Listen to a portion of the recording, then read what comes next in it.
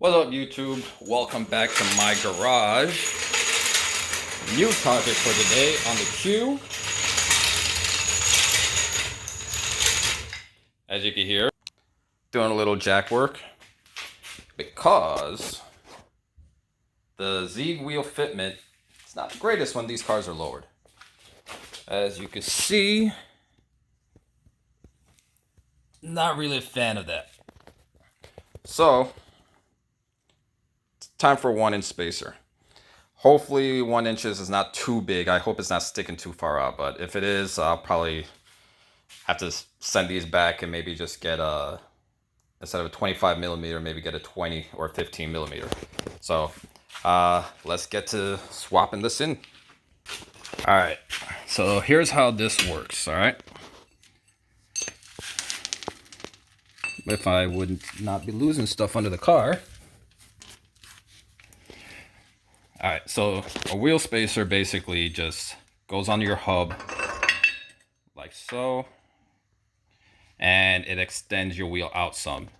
Now, I measured this before I bought these, and it was a little over 1 inch clearance between the fender to where the tire touch.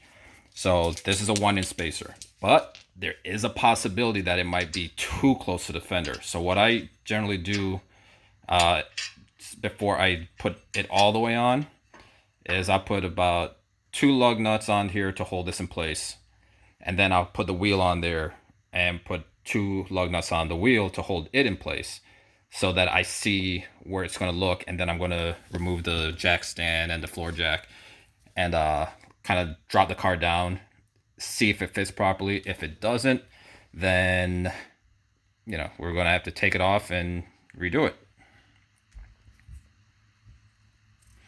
So we'll be right back. As I said, I'm not fully mounting it, just putting 2 on, see how they fit. See the spacers back there. So I would just kind of lower it just to get an idea. I think I might be good, judging from where we're sitting with it up in the air.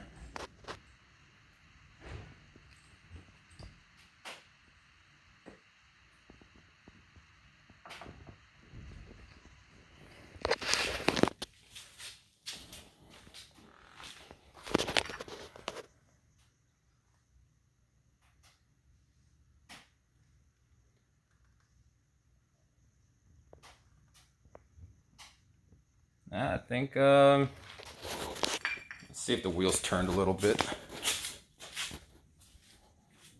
But it actually looks pretty good for the most part.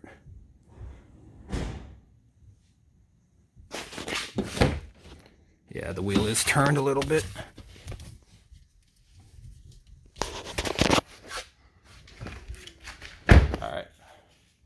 All right, so now that the wheel's straight,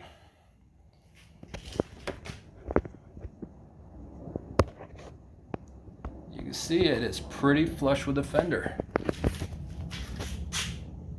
I want to lower the rears a little bit on the coilovers, just to kind of close that gap in, but I actually might leave it for a while. Let me see how it drives, how I like it. But yeah, 1 inch ended up being the good setup. So I'm going to jack it back up, take the wheel off, tighten everything down, get it torqued down to specs, and then do the other side, and we're golden. All right, so now that the test fit's done, let's just make sure that everything's lined up here. I'm going to put the rest of the bolts in, or the lug nuts, I should say.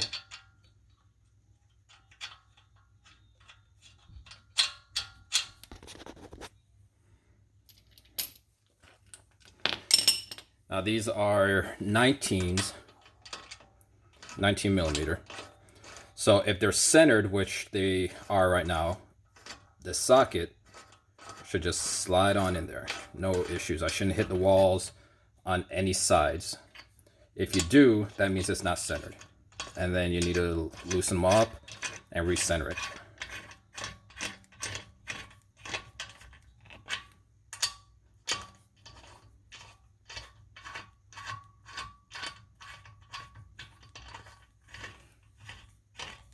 Now, these right now are just hand tight just to get them in place. Now, because this is a rear wheel drive Q50,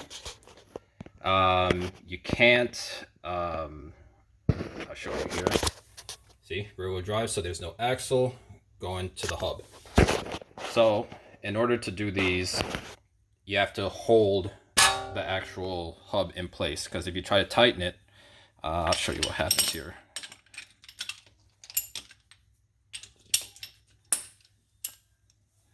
So let's say you go to try to tighten it, and when you go to torque it, see, it just spins. So you'll never get the amount of torque you need if you're using hand tools. Now, if you're using an impact gun, it'll work without anything. But since we're not using an impact gun, what I use is one of my old jack handles. See, this thing is jacked up from me using it to do all this stuff. So you find a spot to put it in, and you're going to basically rest it against the studs and at a certain angle. And so since this is the easiest way to figure out where you got to place it, but go like this, and when you'll see it as it turns. Alright, so looks like it's going to need to go this way as it spins. So it's going to basically hit here and then hit this one, and at the ground it's going to hold it in place. Now my car might be too far up off the ground for the length of this. If it is, you could just lower the car a little bit or get a longer bar so that it has more leverage.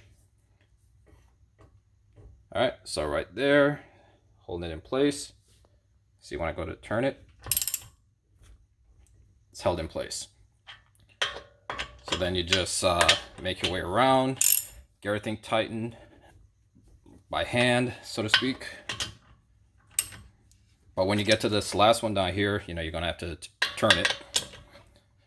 But remember, this isn't giving me all the torque I need on the nuts, or on the tightening everything down on the lug nuts. All right, so with the car flat on the ground, that's the clearance in the front.